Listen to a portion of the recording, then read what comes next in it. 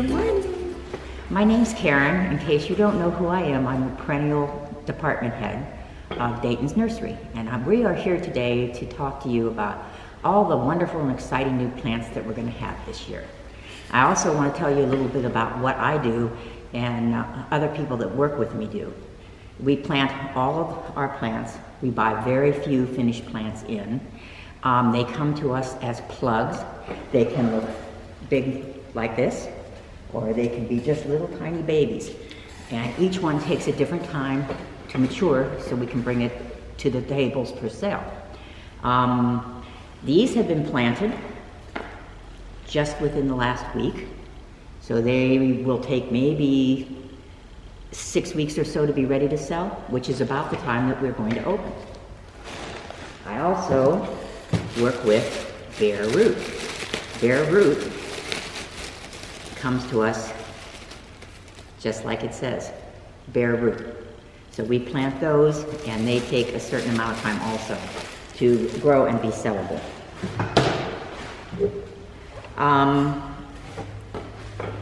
I also in charge of besides the planting, the watering, sales, taking care of the plants, ordering the plants, and that's a big part of what I do. Every year I order from many different reps, but I'm going to introduce you to Nancy, who is one of my favorite reps, and she helps me with most of what I order, but I also have maybe 10 different companies that I order from. And when I do my ordering, I look for plants that are smaller than normal, larger than normal, have fragrance, maybe take a little more shade than a regular one would take, or something that's different. And I also look for what I'd like to buy, because I hope whatever I like that you like too. I also listen to what people come in and tell me to do. They ask me to order something, and I will try to find it for them. I cannot always do that, because I have a limited amount of where I can order. Okay, so let's talk to Nancy a little bit. She's going to tell us about proven winners. I will, indeed. Thank you for having me today, Karen. There's nothing I enjoy more, I don't think, than playing with perennials. It's a little chilly to be out playing with them right now, but we get to talk about them. I did bring several catalogs. We do work with a lot of growers when she's picking out her new perennials and all the perennials. Walter's Gardens is one of the biggest ones that we work with. They are out of Michigan, and they started in the 40s when a young man named Dennis Walters went to work for a tiny little perennial farm. And they had 5 acres, and he was happily working there when he fell in love with the daughter, Harriet. So they began their own venture, and when her mother retired, they turned it into Walter's Gardens. Instead of 5 acres, they now have 1,500. I had to cheat and look at my note. 1,500 acres, and they grow over 20 million plants. So they are, again, one of the largest perennial growers in North America. About 10 years ago, they partnered with Proven Winners. Proven Winners at that time was just doing annuals. They had just a couple of perennials and shrubs. They wanted a partner that would help them decide what are the best plants so that they could have a strong perennial branding program, and that's what the Proven Winners perennials are. Dayton does a lot of proven winners. They do a lot of not proven winners. So Karen and I go through everything and figure out which ones are deserving to be on the table. So that's what we do. Alrighty, we're going to go ahead and get ready to talk about all the plants. Now, I don't have all of the new plants here. This is just bench cards for the ones I thought would be the most likely to talk about. So this may take a little bit of time, but we'll all get through it. The first one I have is Peter Cottontail Achillea. It's a yarrow for those who are more used to the common name. This one is white. I thought it would look really nice in nighttime gardens. I don't usually sell white ones, so that's why this one got in the list. It's going to take full sun to part sun.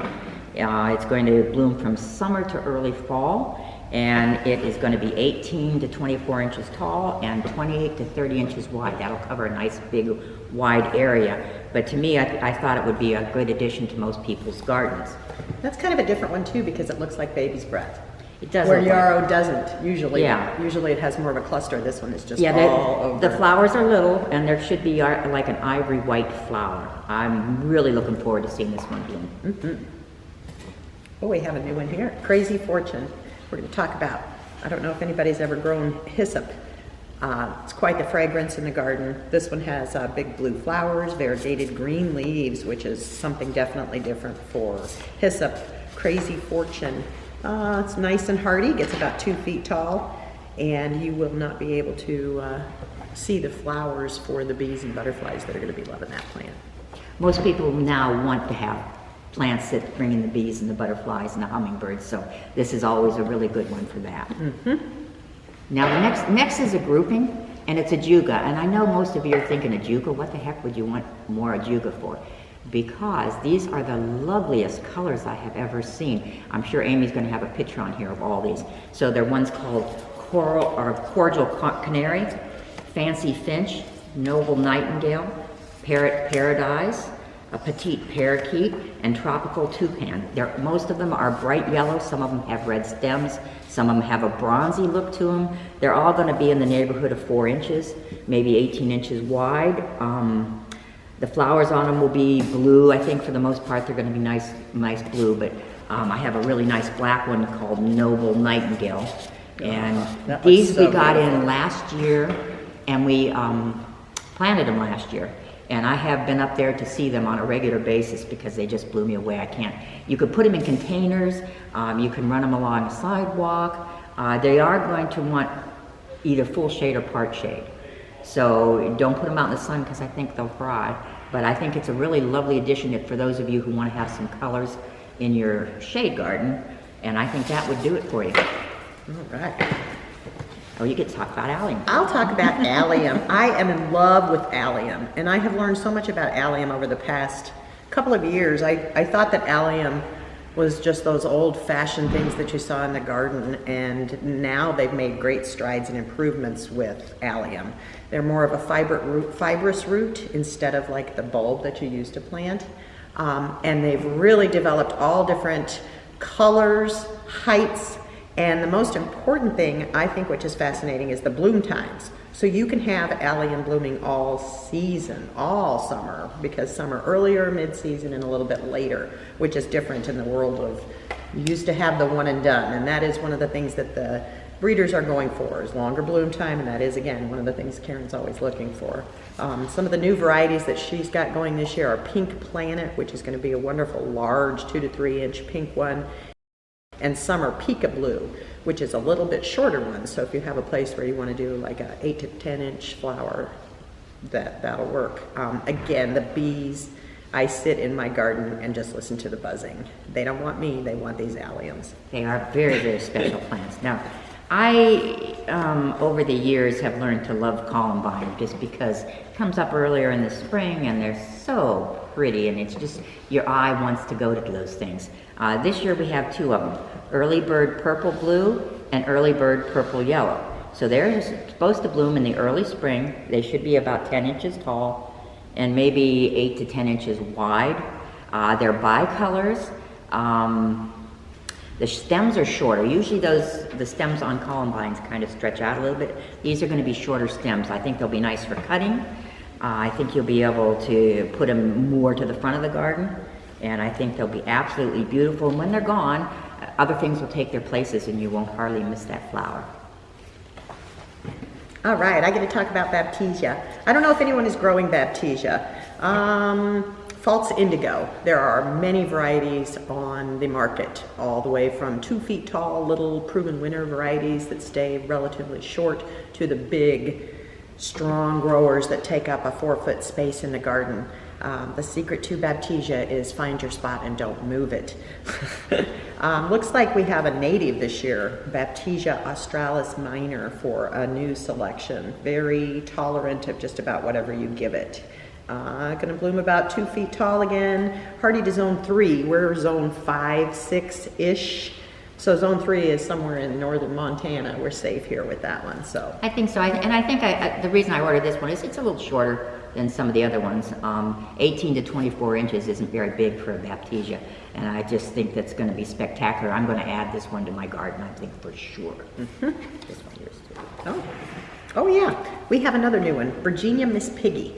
I don't know if you've ever heard of Miss Piggy, it's a new variety of Virginia. Virginia is commonly known as pig squeak because when you rub the leaves together, they do make a squeaky sound. This new variety is a beast in the world of Virginia. It's going to grow much bigger, going to give you strong, dark pink flowers in the spring. It likes the shade, big glossy leaves, so it's a nice contrast when mixed with your other astilbe and hosta and shade lovers. It's going to be a really fun one. It gets about 18 inches tall, strong grower. You're not going to have any problems with it. It's a good plant. I've always loved Virginia. I think it's really a nice plant. The next one I've got to talk about is Artemisia. Now, that's kind of an ordinary plant in the garden too, but this is beautiful, beautiful color. It's a variegated foliage, yellow and greens. It's going to get a little tall, maybe 30 inches or more, and maybe 30 inches or a little bit wider. The only downside on this, and I'd like to let you know ahead of time, is please don't let it go to seed because you may have more than you absolutely want. But I think it has a place in everybody's garden. It will take full sun, and I'm going to try it, even though they say that it will spread if you don't confine it, or don't keep the seeds off of it. So please consider it. I think it's a really wonderful plant. Very fragrant, I think. When you brush into it, you know you've been over there. Oh, what do we have? We have Blatilla. I'm not terribly familiar with Blatilla, but Karen found two that she was quite impressed with. I think these ones came from maybe the Netherland Bulb Company. Alba and Shiran. Chinese ground orchid. Well, if there's an orchid that I can grow outside, that sounds good to me. These are hardy in Northeast Ohio, so we can do them. Looks like the little Shiran is a little shorter variety, 12 to 20 inches, and the Alba, the white one, is spectacular, but it's going to get about 2 feet tall. It says they like just about anything with adequate moisture, so don't put them in a dry spot. They will not like that. I think we always have a little one in here for sale, but these are spectacular. I think that you'll really enjoy seeing those. Next one I'm going to talk about is butterfly bush, and the one we've got here is Puxter Pinker Buddleia, and I like that variety. We have Puxter Blue, Puxter. Oh man, there's about 3 or 4, 5 Pugsters. I like them because they're a little shorter, and I like them better than the Lo and Beholds. Like they're just a bushier plant, a nicer plant, and the flowers are chunky. They're nice and chunky. So to me, if I never had another Lo and Behold on the table, I'd be okay because I'd go with the Pugsters. So the flowers are bigger. You can see them from a little further away then. Yeah, they're chunky. They're not skinny. So. Nice. You know how skinny is, but so they will bloom summer to fall. All right, I'm going to talk about clematis. We have many to choose from out there in the world of clematis. Karen has chosen Minister as the new one for this year, one of the new ones. It's a continuous bloomer, so it's going to bloom starting in the late spring and go pretty much all the way through to fall. It's going to bloom on this year's growth. When you're looking at your clematis, try and find what variety you have. You may want to do a little research and read about them because some you do want to cut back, some you do not. Some bloom on new wood, some bloom on last year's growth. This one does bloom on this year's growth, so that's kind of an advantage, I would say. 4 to 6 feet high, some of them get 20 feet tall. This one's not so crazy. Yeah, they've been... There's been more and more shorter ones so that people can handle them a little bit better. Our clematis are already in the first bay. We're not open for sales yet, but they've been watered and fed and cut back, and they're growing like weeds in there. So by the time we open up the first bay about the middle of April, you'll be able to see them, and I hope they are just absolutely stunning. This one is blue. You can't go wrong with a blue flower. No, I don't think so. And we ordered from a new company this year. I found a new company. And they have a lot of old-fashioned ones, so I brought in maybe 6 to 10 varieties from that company, and I want to see how they do on the tables, and then hopefully I'll find out from you if you like them or not. Oh gosh, Calamintha, which is a Nepta, Blue Cloud. I think that you were going to talk about those. Well, I think Calamintha is really, they're bringing it up to the forefront because it's such a strong, little, easy perennial. There are a lot of different varieties.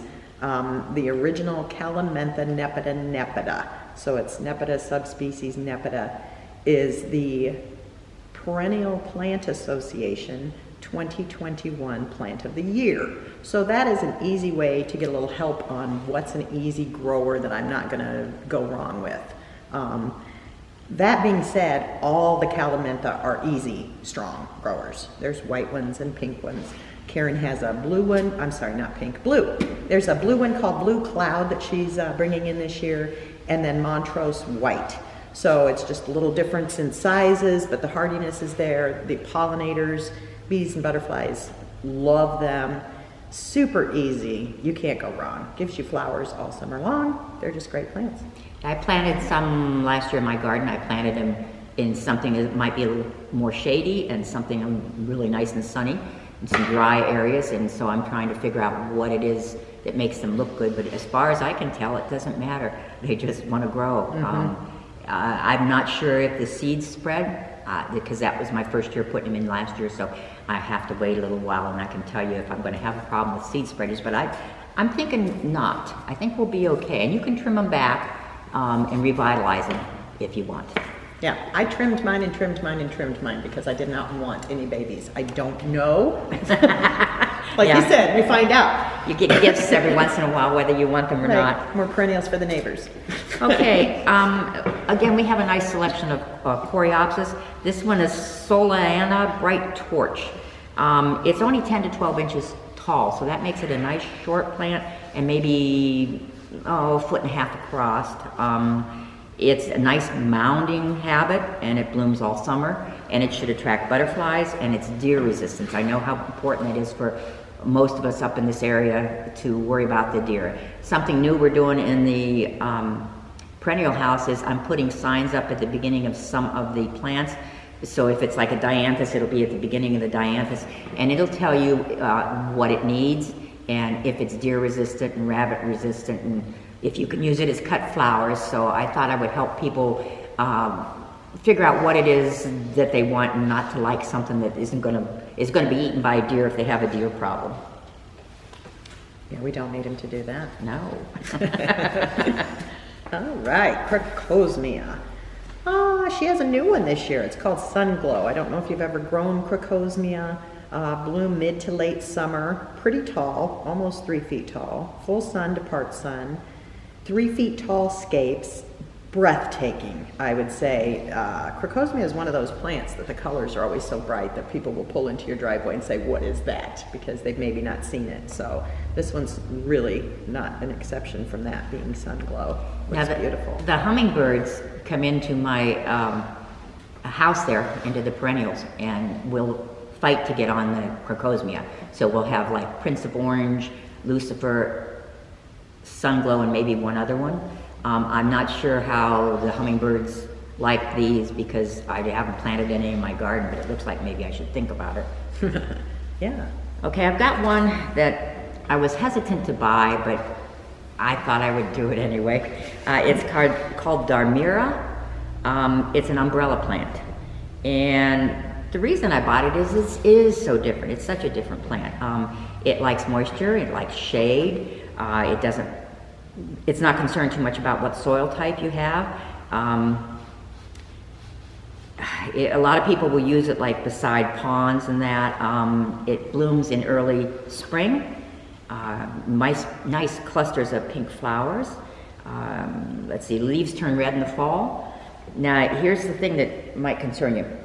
Well, first of all, it'll take sun to full shade, so it doesn't matter where it goes. And it's going to bloom early to mid-spring. The height can be 3 to 5 foot, and the width can be 3 to 5 foot. So you don't need very many of them to fill in an area. And the leaves are just these big umbrella-looking things, so it looks very tropical.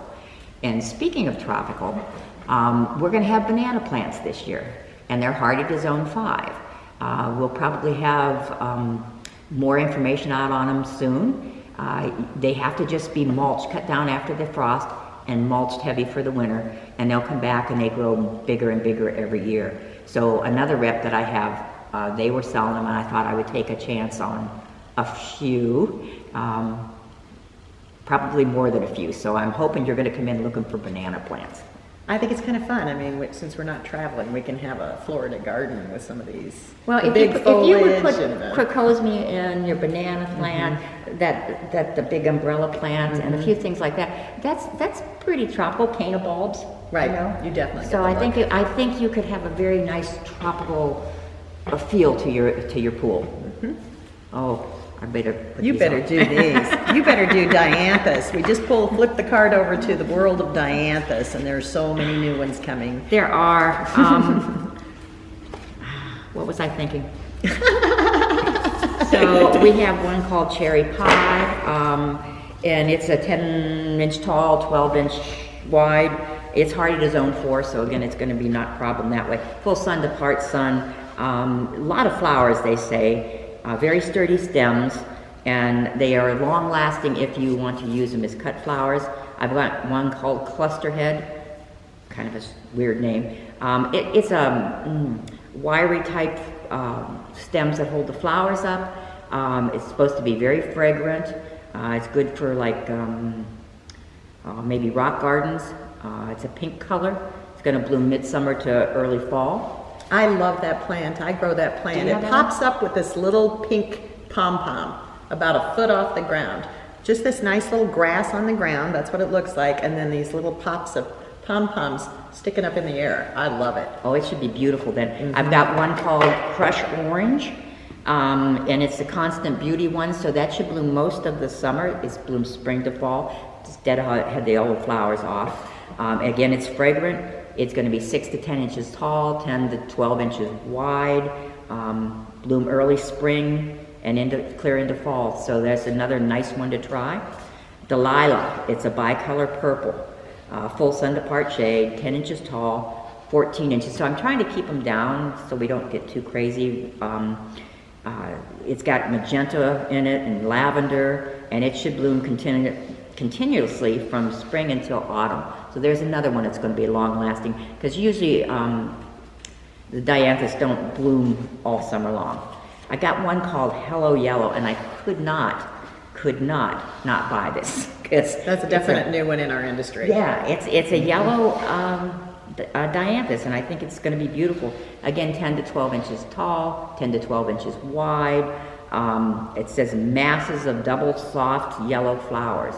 In fact, we have 2 yellow dianthus this year, I believe. Another one is called Pink Pom-Poms. This is a smaller one, 6 to 8 inches tall and 10 to 12 inches wide. Continual bloom until autumn. So you see the thing here. I'm looking for plants that bloom as long as I possibly can get them to bloom.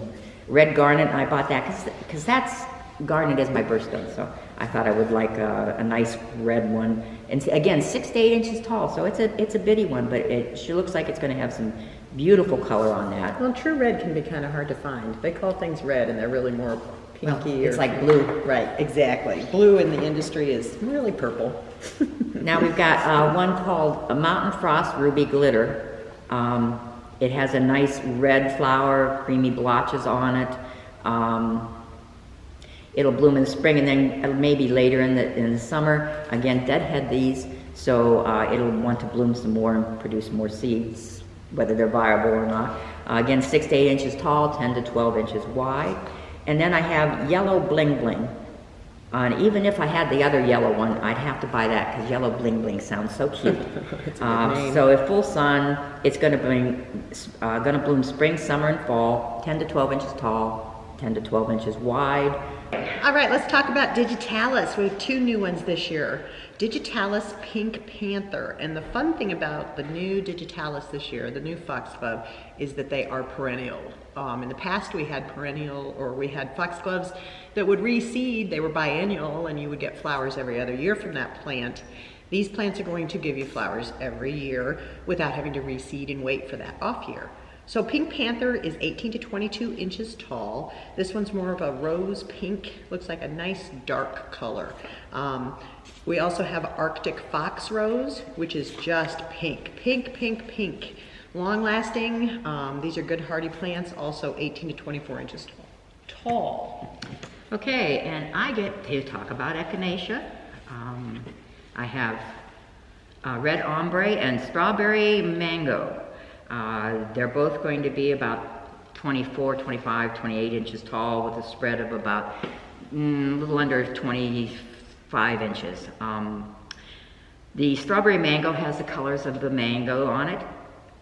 It is yellows and reddish colors, and it's got evidently leaves a nice big seed head, so your little chickadees can come in and pull the seeds out of that, and that'd be a good one for your birds.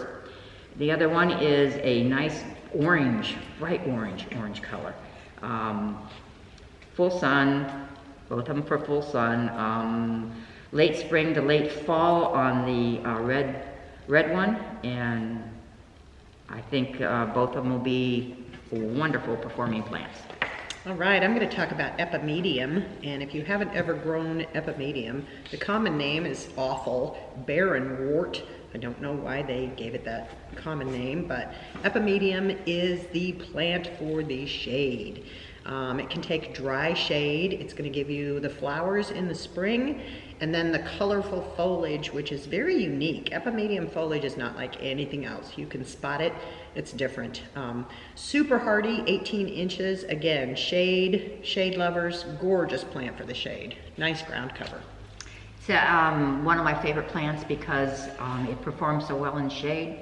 You can put it under a maple tree. The only thing I would suggest is you dig a bigger hole than what you normally would and amend the soil to give the plant a chance to take root. It's gorgeous in the fall. It's pretty when it's blooming. It's a very airy plant, so any movement of wind just makes everything dance. That's the closest thing I could say is dance. It's a more unusual perennial, harder to find, so that's good that you have that one. I think that's you. Oh no, that's me. I have, okay, Euphoria. I have Joe Pieweed. This one here is 24 to 30 some inches and maybe about 2 foot wide. It has an extended bloom time, so you'll get more bloom for your buck there. It's going to bloom late summer. It looks like the color is spectacular lavender color, so I think that again is a good addition to the garden. All right, and we're going to talk about a fern. This is the very first and the only proven winter fern that has come into the line. It's called Ethereum Crested Surf. And if you've ever done anything with Japanese painted ferns, this is very similar, but more robust. So it's a good grower. And the tips have a little, hard to explain it. They call it crested. It's like the palm of a hand almost. We have the another tip of them. We have another crested fern also, but yeah, it's just like three little loopy things like you can do a it's dog's just a more foot unusual tip on the front. So crested surf. Okay, and I've got Gaillardia, Lunar Harvest Moon. Gaillardias are nice to grow if you have dry soil. They really like a nice sunny dry soil. They don't like their feet wet in the winter, so make sure that you have taken that into consideration when you plant it. This one is going to be yellow and red, and it's going to bloom June to frost. So it's about a 12 by 12 plant. Again, do not let its feet get wet in the winter. All right, and we have a new geranium. So if you've done any hardy geraniums, you may know Geranium Roseanne. This is a new pink sister to Geranium Roseanne, I guess you could say. Kelly Ann. Similar habit in size, but bright pink blossoms, 16 to 18 inches, deer resistant, great plant, blooms all summer. Okay, and I'm going to talk about Heliopsis, which the name is Bleeding Heart. It's an absolutely stunning color. It's scarlet red. There's really no yellow in it at all. It's oranges. The foliage is a dark purple with black stems. It's going to be a big plant. So she's a big girl, 36 to 48 inches tall and 16 to 20 inches wide. She's going to bloom summer and fall. So nice color on that one. All right, let's talk about Lenten Rose. And if you're gardening now and you have any hellebores out in the garden, you need to be sure to go out and look because they're probably blooming out there under the leaves. The very early bloomers, some even blooming in December. I know you've had some that you brought in specifically for Christmas flowers. We have 2 new ones for this year. French Kiss, which is more the purple flower, raspberry pink, 18 to 24 inches. Again, going to be up super early with a 3 to 3.5 inch flower, so you're going to see those in February, maybe late February into March, before anything else gets going. The other new one is called California Dreaming, which is a nice clear yellow, same size, 18 to 24 inches. Carefree hellebores will last forever. They're great early bloom perennial. Nothing really bothers them either. I had a couple of deers munching on mine, but they didn't eat much and they didn't stay long. So no, I've not had anything bother mine. It's so nice to see that flower in February. Did you do that one? I don't know that we talked about it. We're going to talk about daylilies. This is a new one called Ruby Stella from Walter's Gardens. It's got a 3-inch ruby red flower. It's not a real tall one, 18 inches long. And it's a nice complement to Stella d'Or, which is that gold one that you see a lot around in the landscapes. Also rebloomer, which is something new that we have in daylilies in the past few years. Yeah, it's really nice to have them rebloom because you have constant color and they're so easy to take care of. So in addition to that one, we also have Isabella Marafi, I'm not quite sure on that. And it's a mid-season bloomer with a big 6-inch double plant with, they're describing it as cantaloupe orange flowers. It says lots of flowers. It's going to bloom in the summer, maybe 26 inches tall and maybe 2 foot wide. I've got Simon's Overture, again midsummer bloom, 24 inches tall, 20 to 30 inches wide. It's got a 6-inch lavender rose flower with dark purple eye and a nice green throat, and it is a rebloomer.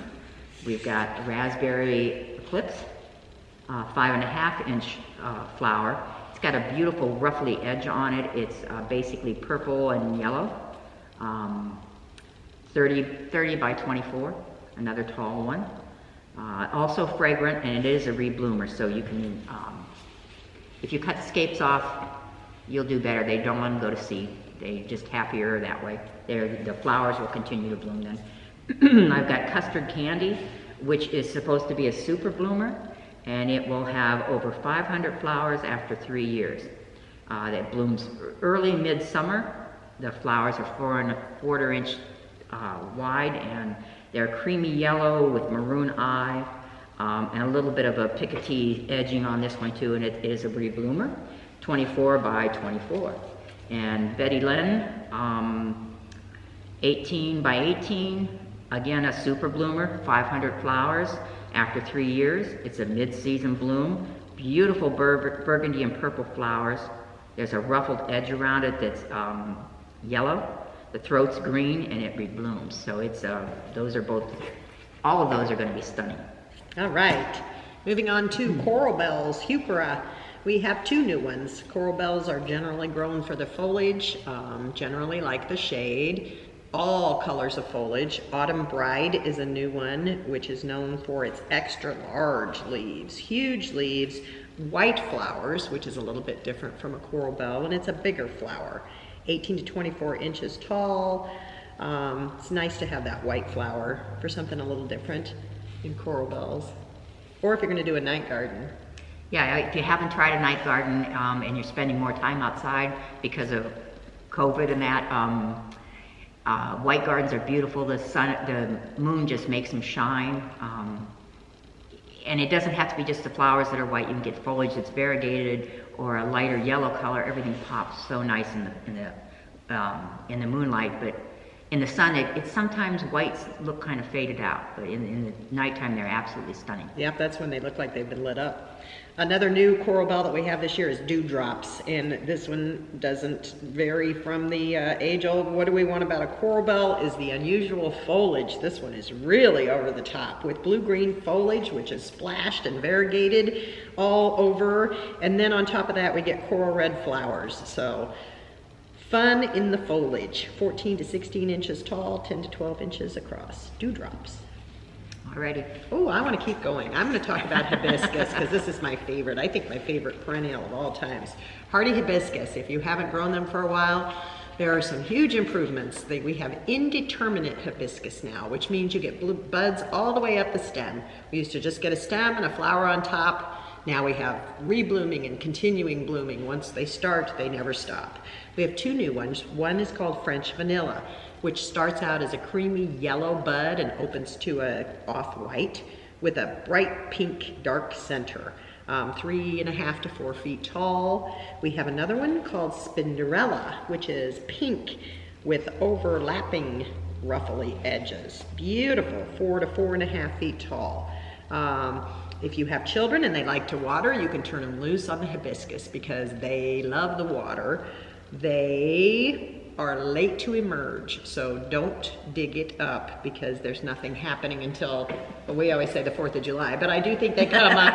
I'd say first week of June. First week of June, they should be up, but they are late to come up. That doesn't mean there's anything wrong with it. That's just what it does.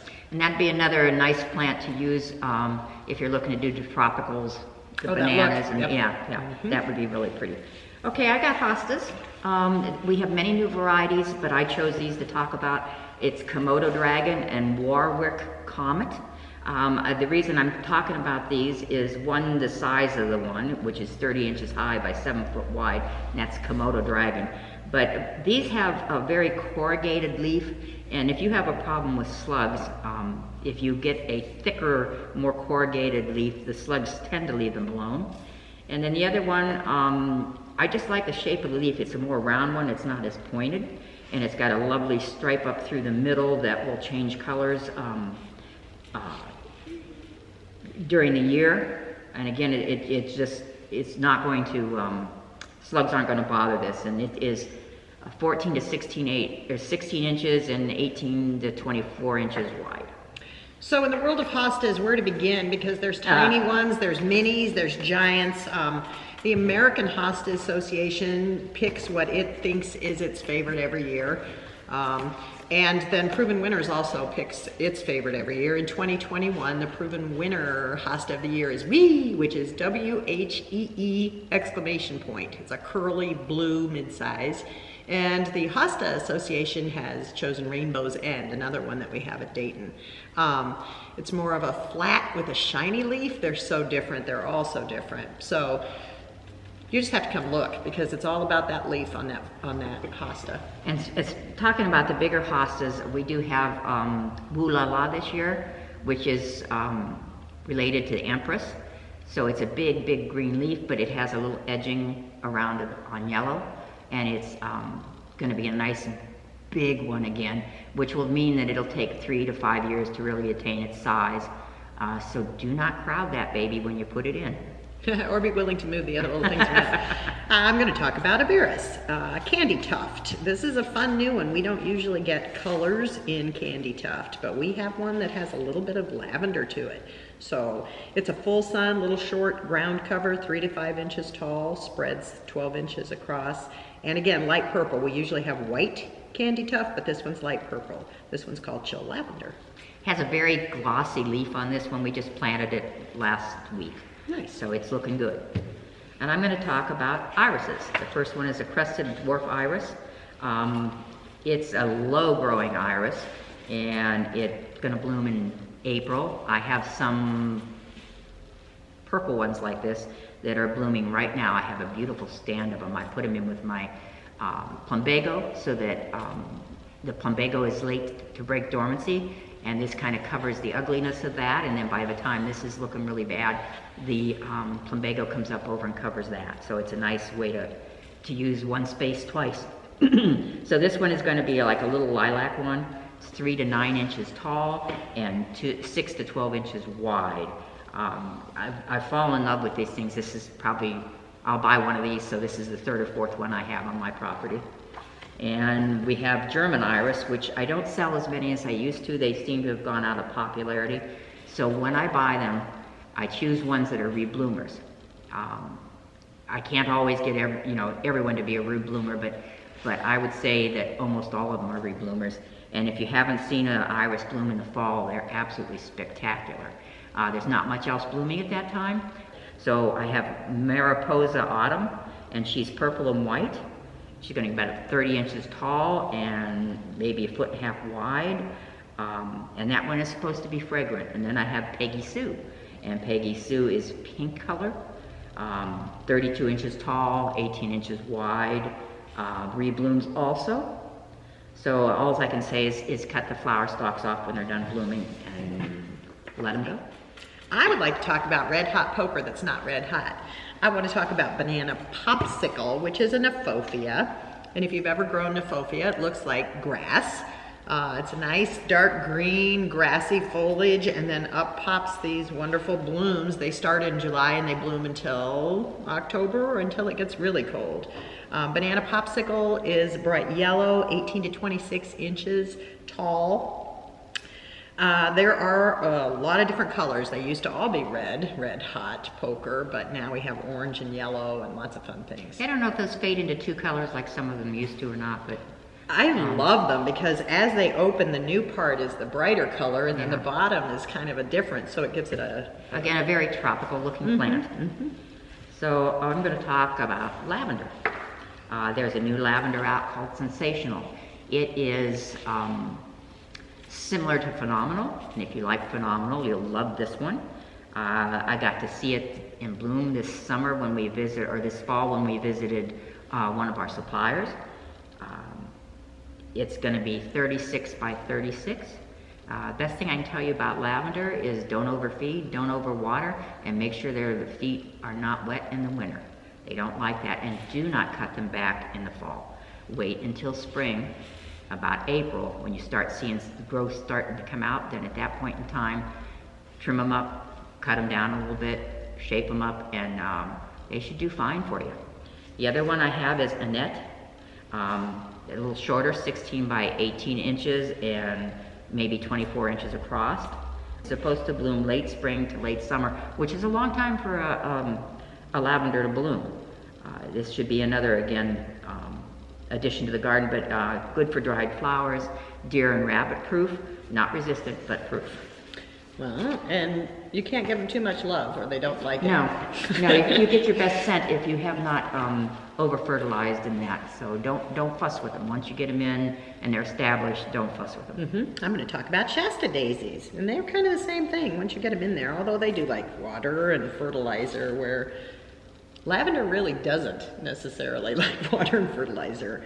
So we have 3 new Shasta daisies this year. They're all relatively small. We used to just have Shasta daisies that were 3 to 4 feet tall. So this is wonderful new breeding that gives us shorter varieties. We have, the first one is called Adorable. Cute, little, easy one to grow. The flowers are white, semi-double white daisies. They really are a different look. You could see a lot of yellow in that nice and hardy zone 5 to 9, which is our zone, high 10 to 14 inches tall and 16 inches across. Another little short one, also in that same size. It gets 12 inches tall, super ruffly. So these new ones look almost more like little pom-poms or something. Another new one is called White Breeze, which is another short one, not the pom-pom type. These are just snow white flowers on a 10-inch tall plant. And Shasta daisies are nice. It's nice to have something a little a white to give your eye something to rest when you have a lot of color in the garden. It's just... Daisies are wonderful. And you can cut them and bring them in. Yes. Okay, now we have lilies, and we do quite a variety of lilies. The one I'm going to talk about a little bit is a tiny lily, so that means it's only going to be 14 to 16 inches tall. This one is a dark burgundy, bright orange tips, just your typical tiny lily. We also have them in pots.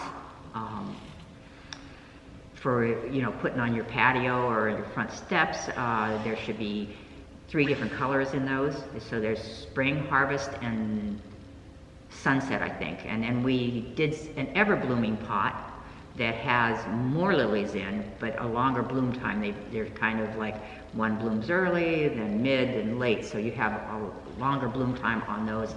Again, lilies are easy to take care of. Don't cut them back until the foliage dies. They depend on that what's in the green leaf to go back down to the bulb to feed the flowers for next year. It's super fun. It looks like a plant that we should not be able to have. It looks like it should not be hardy enough for us to have. So that, I love plants They are like fun. that. Lilies are beautiful. Yeah. I'm going to talk about Lithidora. Gold and Sapphires Lithidora, which is a wonderful ground cover. It's only 4 inches tall, and it's covered in this beautiful gold foliage that pulls up with these blue, just gorgeous flowers in the spring. It likes full sun. It blooms from April to June, but that's okay because when it's not blooming, you have that gold foliage. So it's a great ground cover. Gold and Sapphires. And now I'm going to talk about Monarda. Monarda is one of those plants that is so different than it used to be. They used to be very tall and very prone to mildew. Now they're not. They've been breeding them not to be. I have a pink frosting, a lilac lollipop, and a berry taffy. The pink frosting is going to be about 16 inches tall and a couple foot across. Flowers are going to be 2.5 inches, very upright, and pink color. So it should bloom about midsummer. Again, the lilac lollipop is going to be pinky purple. Midsummer, 18 inches tall, 16 inches across. Well-branched plants, 2.5 inch flowers again. Nice color, nice form. And then we have berry taffy, and that's in the Sugar Buzz collection. And the berry taffy is a hot raspberry pink, 14 to 16 inches high and 18 to 24 inches wide. Again, a nice clump forming, good for containers, should be resistant to mildew. I love the old ones, but the old ones, you always have to worry about the mildew. And the bees do love them. Oh, great for bees. I'm going to talk about something else that the bees do love, and that's Nepeta. If you've grown catmint, it gives you long blooming, wonderfully smelling flowers for weeks and weeks and weeks in the late spring through the summer. There are so many varieties, taller ones, shorter ones, purple ones, more blue. A couple of new ones, Nepeta Whisper Blue. You can see that purple blue right there on that one. That's a little taller one, 24 to 28 inches tall. I think all catmints love to be sheared back, so when they're done with round one, you just give them a haircut and they will keep going and keep going. Another one that I wanted to talk about is Whisper Pink, which gives you the same wow as that Whisper Blue, but this one gives you the pink. Same height, and again, great fragrance, and the bees and the butterflies absolutely love it. While we're on that topic, there's another plant called origanum, and you may have grown oregano and you may know it for its kitchen properties, but we have an ornamental oregano called Drops of Juniper. The habit is very similar to a Nepeta, except the foliage is gold, and then you get a burgundy pink flower. So definitely something a little more fun, about 24 inches, again the same size as that Nepeta family. A lot of those are smaller, up to 24 to 28 inches, and they all love a haircut, so you just keep those flowers going. They're gorgeous. I'm going to talk about peonies. There are 3 kinds. We have tree peonies, and probably the same varieties that we most often have. And they can be like 5 foot tall, like a tree, and they're beautiful. Then we have just the regular garden peonies that everybody grows. I have a joker who will be about 32 inches in height and same in width. Colors are going to be pink, and they're supposed to change to glistening white as they age. It's just a very, very nice peony. So that one's a good one. I have Lady Orchid, and pink blooms in June. 30 inches by 24 inches, a slightly fragrant one. Great for cut flowers, it says, and it's just white and pink, beautiful, beautiful plant. Then I kind of fell in love with the one called White Cap. White Cap is a fuzzy little thing in the middle. It's a kind of a whitish, pinkish color. And then the outside, they're calling it beet red petals. I don't know exactly if that's beet red to me or not, but late spring bloom. And about the same thing, 34 inches tall and wide. Then we have Ito peonies, and Ito peonies are my favorite. They're a cross between the tree peony and the garden peony. So you care for them like you would any garden peony. There's nothing that exotic about it in that respect. This one is called All That Jazz, and it is a beautiful mix of maybe early morning colors or something. It's just a beautiful, some reds color. and peaches White, and oranges. whites and maroons, and again 24 to 28 inches tall and wide. The blooms are pretty large on Itos. This one can be about 6 inches across, and they bloom a little bit later and the blooms last a little bit longer. They're a little on the expensive side, but I think it's a nice investment.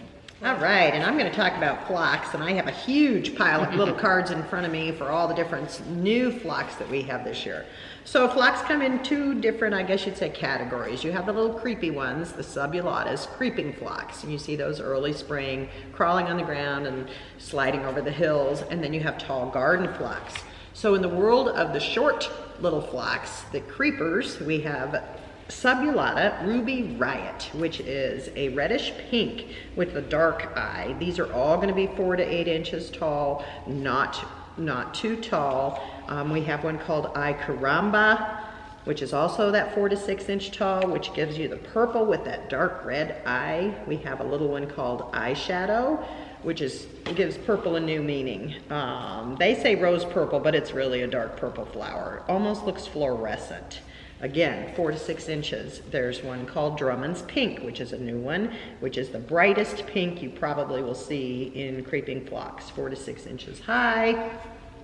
And then, just to confuse things, we sneak one that's sort of in between. It's a hybrid, so it's not really a subulata creeping phlox, and it's not a tall garden phlox. It's bedazzled lavender. It's a hybrid that's 6 to 8 inches tall. So it kind of blooms at a little bit different time than the others, so it kind of extends that phlox season. And this one's just a touch taller, so you can use it in different instances, but quite the spreader at 32 to 38 inches tall.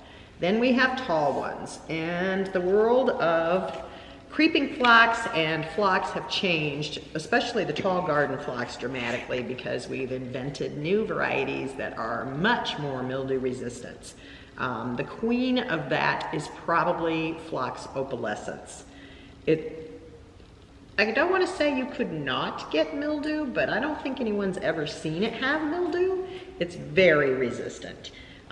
Pink flowers with a dark eye, 30 to 32 inches tall. Another one in that same family is called Covergirl, a little bit taller, gives you that darker flower with a little bit of a white halo in the center of the flower. Again, super duper mildew resistant. And then we have ultraviolet, which is really the brightest with the dark magenta flowers. That one also has a little interest to the foliage, and the foliage can be sort of have a little bronze effect to it. Karen has picked two giant, they look like a basketball with a bloom on it, Hercules and Goliath.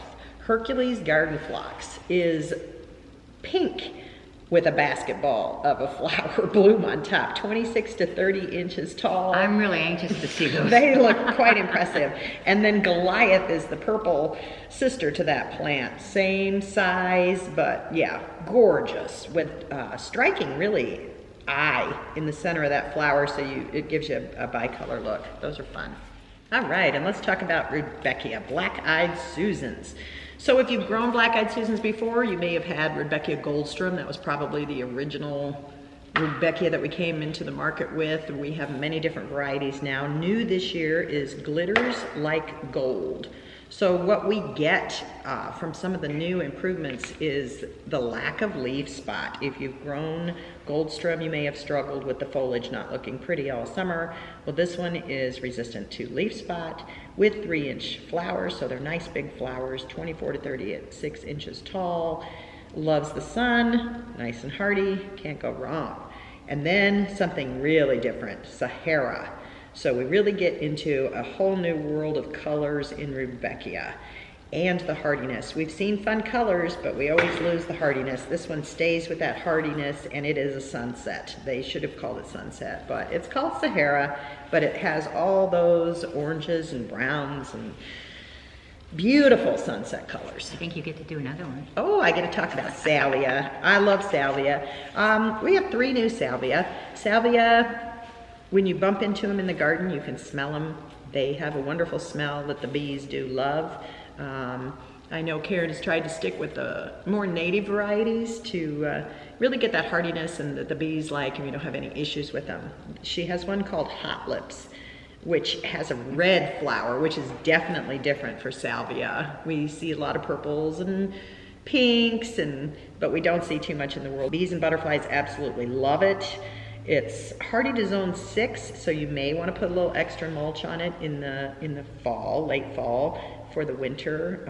30 inches tall, so it's a nice tall one, and it's truly red, and a lot of reds in the nursery world are really more of a purple, so this is fun because it is red. We have another one called Windwalker Desert Rose. Didn't you say you had another? Yeah, we had Windwalker Red in the past few years, and it's a nice big plant that the hummingbirds love. Okay. If you don't want it to get so large, you can cut it back partway through the growing season, or late spring, and it should control the size a little bit, but it's a very wispy looking plant. It looks like it's a native, and I love it. I think it's beautiful. So this is its sister then, not the Windwalker Red. This is Windwalker Desert Rose. So same wonderful habit, except we get the pink. We also have a new proven winner called Back to the Fuchsia. So that gets us really into the world of bright colors. Some of those new genetics, we can see them coming down the street. We get into purples that are just absolutely fluorescent. Fun stuff. Alrighty, I've got something that you may not know what it is. It's called Saxifraga. I usually carry at least one variety. Tuscan Red comes to mind. It blooms early, but it blooms a very, very long time.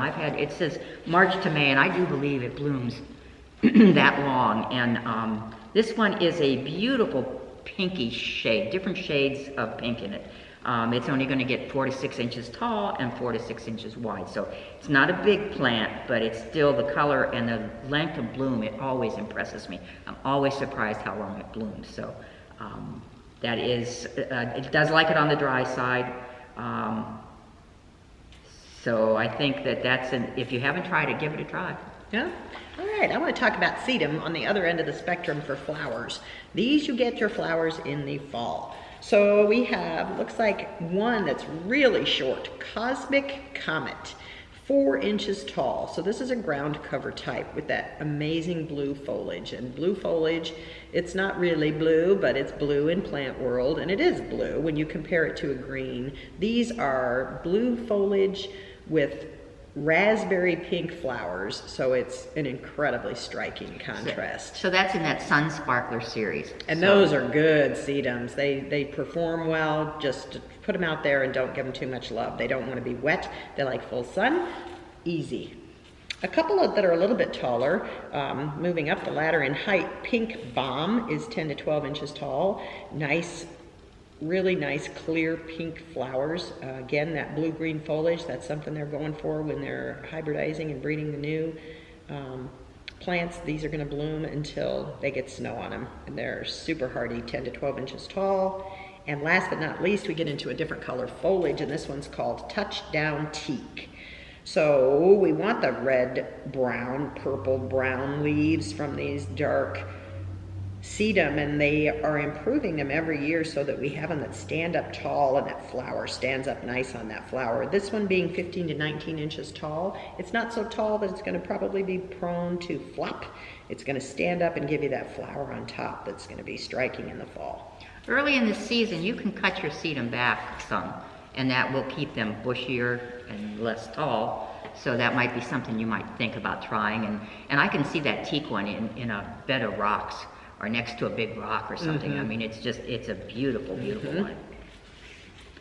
So I've got one called Azaleas. That's as close as I'm getting on that one. It's called Candy Girl. It's a prairie mallow. It's related to hollyhocks. It's good cut flowers. Takes full sun.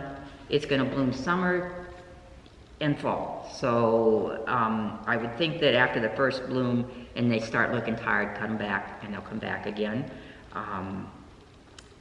I don't know, to me, it's a nice cut flower and it's a beautiful addition to the garden. I love the way hollyhocks look, so this is a good plant. I'm going to talk about Celine. I have two that are new. Hot Pink Catchfly. Celine Hot Pink. It looks like a fun one. It looks like a phlox. They say it resembles a woodland phlox, 12 to 18 inches tall. Sticky flowering stems. This one sounds like a fun one, and maybe that's why they call it catchfly, because of the stickiness. I betcha. There's another one called Clifford Moore. This one I'm pretty sure I have to have. Now that I've seen that foliage, look at that foliage with the yellow variegated, and then we have pink blooms on top. Yes, all the way. 12 to 18 inches tall. It starts blooming in April. I don't really care if it blooms. I just want that foliage. Now, I've had a Celine before that bloomed all summer. I cannot find it anymore, so it must have been a little on the weak side, but sometimes you get something that you love and you can't find it anywhere. They're like me. They want the newest, the biggest, the brightest, the prettiest, because they're just like we are, they're in the market to sell something of interest to people. So. Yep.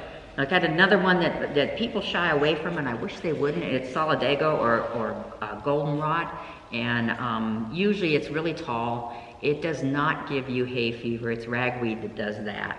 This one is only 24 inches tall, so that's kind of short, and it gets 12 to 24 inches wide, so it's not going to take up room.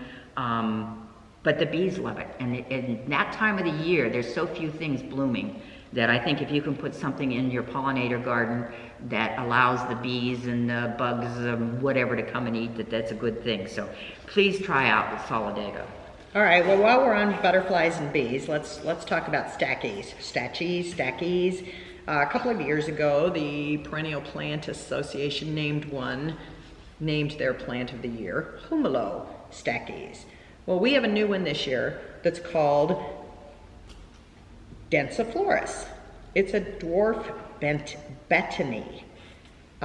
It's similar to Humalo, but much smaller, so it's better for a little tight spot. Scallop-edged dark green leaves, which is so fun. The leaves are narrow, so it's not, Stackies is lamb's ear, but this is not quite the same. It's in the same family, but it's not the fuzzy leaf like you think of with lamb's ear. These are going to be 8 to 10 inches tall with the flowers popping up above. And again, the bees like them. It looks like a little bit like lavender on steroids or something. It's a really fun plant to have. Right.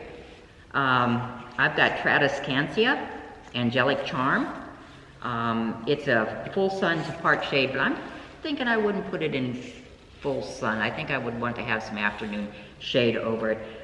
Beautiful, beautiful combination of yellow leaves and white flowers. Now we have Sweet Kate, which is the yellow leaves and blue flower, and I think we had a yellow leaf and pink flower one, so this is just stretching it a little bit. Now they claim that it will bloom May to August, but if it starts looking a little tired or just like it needs a haircut, give it a haircut. It'll come back up and bloom for you again. Don't be afraid to cut this one down there.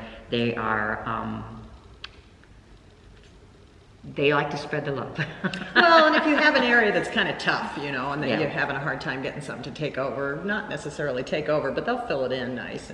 Yeah, but the bright yellow is really nice in a shade garden. I get to talk about toad lilies. And if you've never grown one, you should have one. They are the ultimate polka dot plant. They have gilt edge that's 12 to 24 inches tall, so much shorter, with pink flowers, but again, that signature polka dot, little to the flower.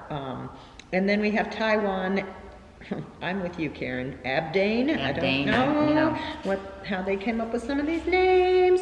Well, she displays exotic pale lavender flowers. Is that more native? The native one? Maybe. So they get a little bigger and maybe a little bit, spread a little bit more? Maybe. That's but what it's beautiful. Looks like, right. Tricertus, I think, are all about the same size in the spread. It looks like these are all 2 to 3 feet. I meant the seeds and stuff. Yeah, I think the seeds and stuff go. It could be the Herta spread's a little more self-seeding. I'm always willing to give my plants away. They get so big and I just dig up and pass them off to somebody. They will kind of fill in an area. Your little clump Yes. will get a little bigger every year. Yeah. So there's 3 new ones. Good Keep an ones. eye on that one. Yeah. I have something called verbascum, Southern Charm. We usually carry at least 1 verbascum every year. It's just a nice spiky flower. This one reblooms in the autumn, so it's spring and fall. Cut the flowers back when they're done blooming.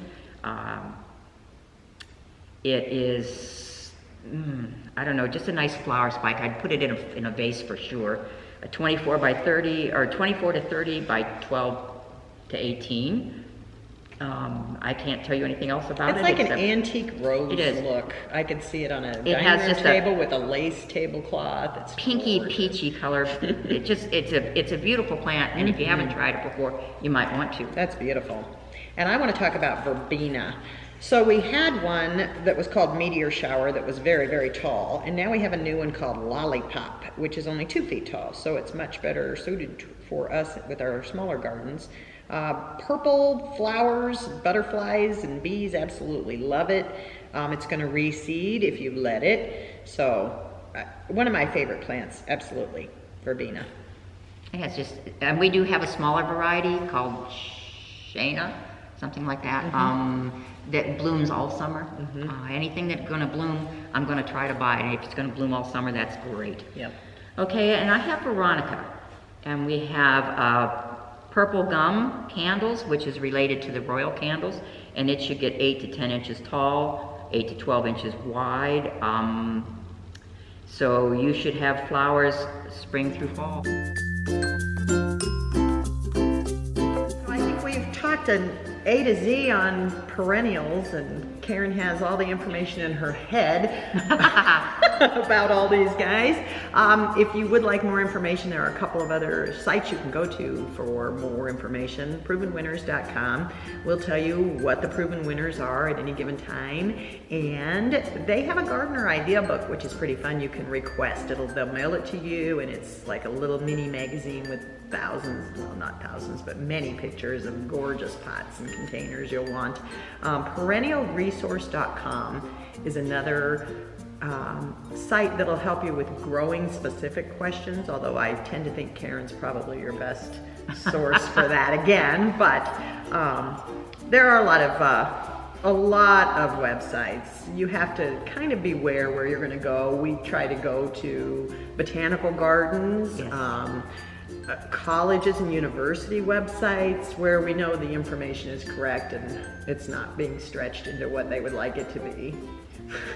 Yeah, and there are books. I have a nice library at home. I don't always have enough time to read them, but I collect them. One of the good books here is Gardening Book of Ohio.